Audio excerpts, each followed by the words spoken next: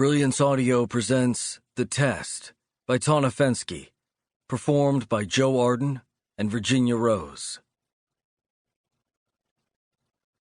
I'll have the Barbadian secret martini, but with Hendrick's gin instead of the Aria, and I'd prefer the grapefruit shishito shrub instead of the tarragon, please. I smile at the cocktail waitress, who nods and jots something on her notepad. No problem.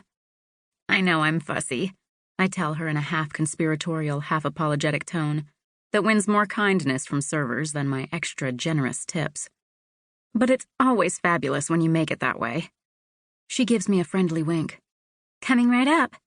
Oh, and if you have kaffir leaves, I add, I'd really prefer that over the lime zest garnish.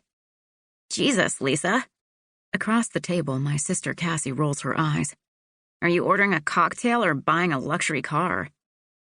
Our other sister, Missy, pats Cassie's hand with a haughty expression I suspect mirrors the one I routinely throw at our younger sister. There's a real art to craft cocktails, Missy informs her. You can't blame her for knowing exactly what she wants. I smile at Missy for having my back, but also at Cassie for being, well, Cassie. My polar opposite in most ways. But I love her more than Parenza Schooler's new spring line of dresses, and that's saying something. I'm also determined to help the poor lamb plan her wedding. So, Cassie, I say as I pop one of the Driftwood Room's famous sizzling forest mushrooms into my mouth and chew. Did you decide on the letterpress or the foil stamping for your save-the-date cards? She looks at me as though I've just shoved cocktail straws up my nostrils and pretended to be a walrus. I'm a soil scientist getting married, she says, not a senator sending correspondence to foreign dignitaries.